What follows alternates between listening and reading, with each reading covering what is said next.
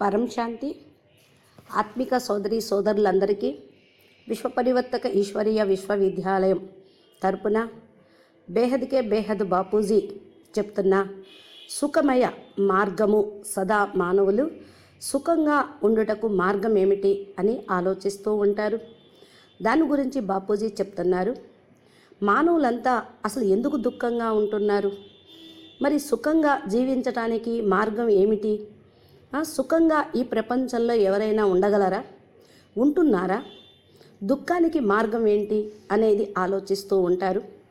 దానికి ఒకటే సమాధానము. ఎవరైతే మనోవాక్ కర్మలతోటి సదా నెగిటివ్ ఆలోచిస్తూ ఉంటారో వారికి దుఃఖం కలుగుతుంది.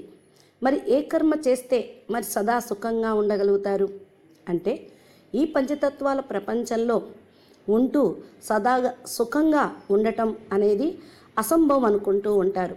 దానికి సుఖంగా ఉండేటువంటి దానికి తాళం చేయి ఏంటి? ఎలా మీరు ఉంటే సుఖంగా ఉండగలుగుతారు అని ఆలోచిస్తూ ఉంటారు. ఎప్పుడైతే మానవాత్మలకి సంకల్ప శక్తి వస్తుందో వాళ్ళకి ఏదనుకుంటే అది చేయగలరు. సాధారణంగా కామన్గా అందరూ కర్మల యొక్క గుహ్య రహస్యం అందరికైతే తెలుసు. అదేమిటంటే, మంచి కర్మలు చేస్తే మంచి ఫలితం లభిస్తుంది, చెడు కర్మలు చేస్తే చెడు ఫలితం లభిస్తుంది అని. మంచి కర్మ అంటే ఏంటి? ఈ తత్వాల ప్రపంచంలో ఎన్నో సైన్స్ సాధనాలు ఉన్నాయి, సుఖ సాధనాలు ఉన్నాయి. ఉన్నప్పటికీ కూడా సుఖంగా ఉండలేకపోతూ ఉన్నారు. వారు చేసినటువంటి కర్మ అనుసారంగానే వారికి సుఖ దుఃఖాలు లభిస్తూ ఉంటాయి. ఈ తత్వాల్లో పవర్ లేదు, అందుకని మనసుకి పవర్ లేదు. మనసుకు పవర్ ఉంటే వాళ్ళు ఆటోమేటిక్గా మంచి కర్మలు చేయగలుగుతారు. తమను తాము ఆత్మగా భావించి పరమాత్మ తండ్రిని జ్ఞాపకం చేస్తూ ఉన్నప్పుడు ఆత్మకి శాంతి లభిస్తుంది. దేహంగా భావిస్తే దుఃఖమే అనిపిస్తుంది. అందుకనే దేహము దేహ సంబంధీకులు పైన మోహాన్ని వదలండి అని గీతలో కూడా సందేశం ఇవ్వటం జరిగింది. దేహము దేహ సంబంధీకాలు దుఃఖాన్ని కలిగిస్తూ ఉంటాయి.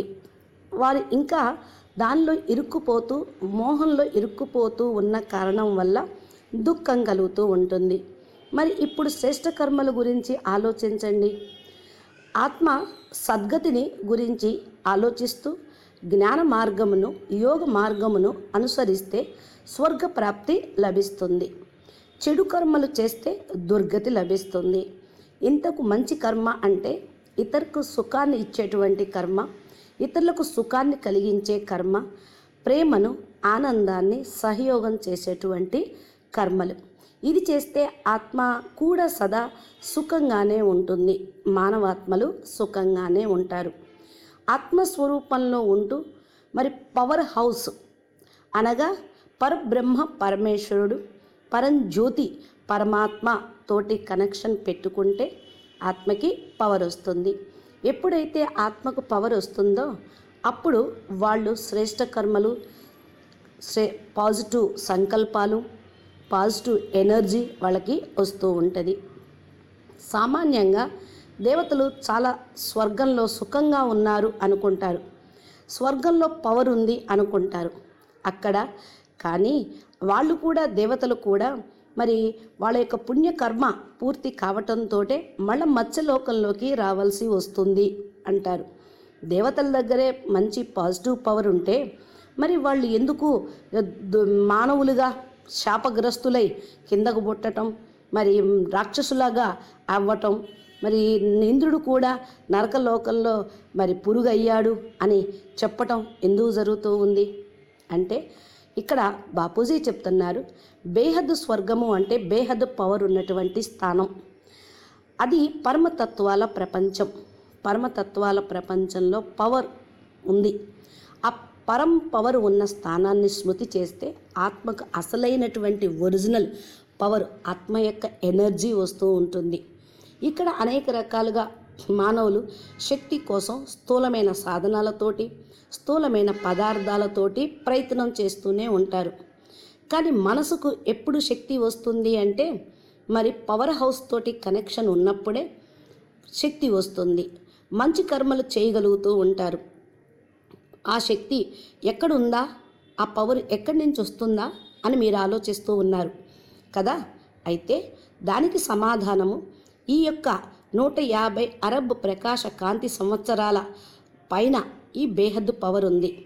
ఎందుకంటే ఈ బ్రహ్మాండం లోపల అంతా కూడా నెగిటివ్ ఎనర్జీనే ఉంది. వాయుమండలం అంతా ఖరాబ్ అయ్యే ఉంది.